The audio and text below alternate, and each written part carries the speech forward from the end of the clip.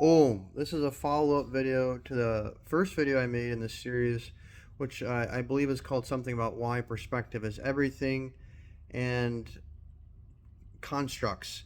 So this is a second video about this. I want to talk about this, how they have carried this storytelling, this ability to create stories, which are constructs, consciousness constructs, and how that's operating in modern day. And you can even see this now. So it started as the religions, because the religions are what people, whether you're an atheist or not, atheists, science is their religion. That is the physics of how things work. That's also religion. Religion in this case just means the fundamental conceptual matrix that you subscribe to, which you use to orient the rest of your life. So if you're a Christian, your fundamental perspective is the Bible. And that is what you use to make all of your decisions, and it's your view on the world. If you're an atheist, it's science, or it's whatever it is, whatever philosophical ideology or philosophical matrix you subscribe to. If you're a Vedic person, same thing. All of your views, how you construct yourself socially, the taboos, what's right, what's wrong, what's good, what's bad, is all based upon this fundamental matrix or construct. And that's with the religions. And again, if you're atheist, that's everyone's got a religion, that's your science. And again, religion here is defined as that fundamental philosophy that you subscribe to. Now, within that, that's the first layer. The second layer is the rest of the stories, the entertainment. So you have various forms of entertainment. So you look at like how they wrote the Vedic tradition, all these different Puranas and the things that they literally made all that stuff up. They took some truth and they made up all this fiction, all these fictional characters, and they put them together in these books. And they proposed that, and they made it all sacred and holy-like, isn't it? And what they did is they took a lot of truth from the original tradition of Kumari Kandam, which is the Siddha tradition, which is now called the Siddha tradition. Actually, it was called Asivaham. And they took that and they twisted it and they put their own filters on it.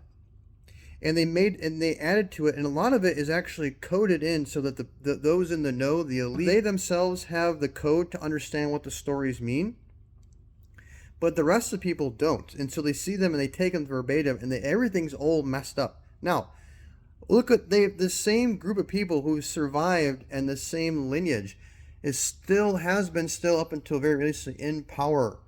What have they done? They constructed all the religions. They've wrote all the histories of how all the wars went. Who was good in the world? Who was bad? That includes the stories of Alexander the Great or of Napoleon, the revolution, the supposed revolution of the United States. Also a false, that's not being told correctly. The glories and the dramatization of Christopher Columbus, the dramatization of world history. That's the second kind of layer. You have the religion, which is sort of more of an abstract, metaphysical, philosophical, right and wrong, good and bad, the supposed truth of what it is. Then you have the world history. Then you have the entertainment built off of that, which is the movies, the sitcoms, the Marvel comic books, the Disney cartoons. They've just taken the same playbook and the storytelling, which they've inculcated into the religions, into the world history, and also the entertainment.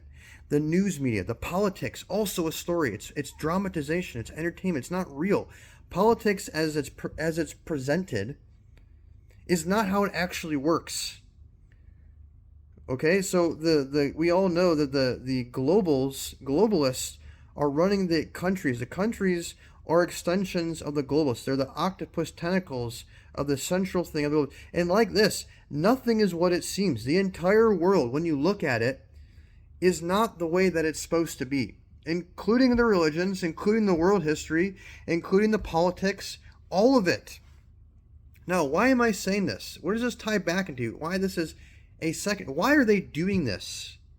Because they know the stories are everything. Stories give you a certain perspective, and if they can control your perspective, Not only they can control the subjective state, how you are maybe in fear or how you're frustrated or whatever, they control the objective reality through controlling the stories, which are the constructs. Once you understand how science works, the subjective reality becomes the objective reality. This is how it works. If they can control the perspective, they can control the concepts, they control the constructs. And if they can control the constructs and the concepts, they control the objective reality. And when you have millions and even billions of people all believing the same thing, think about how powerful that is. You can look at how just a few thousand people meditating in Washington, D.C., they were able to lower measurably, even the police chief had to admit, the crime rate was significantly reduced. That's just a few thousand people at most. I forget exact number. Within the thousands. Think about millions and billions. That is their power.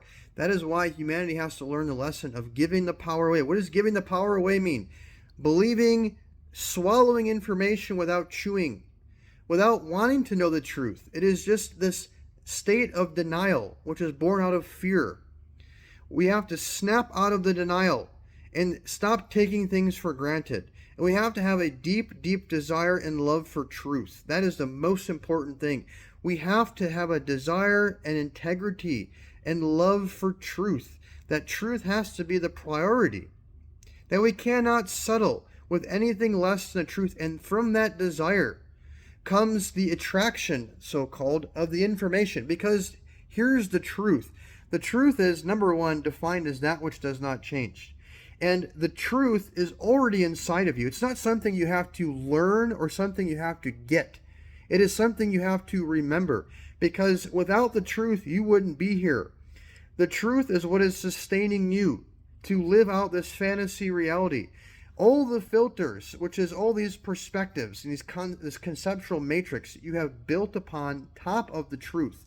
Or if you haven't yourself, you have agreed to them and therefore sustain them. They were actually, in fact, built for you, and you have simply moved into them, moved into the house, so to speak, and taken it as your own. This is not your house.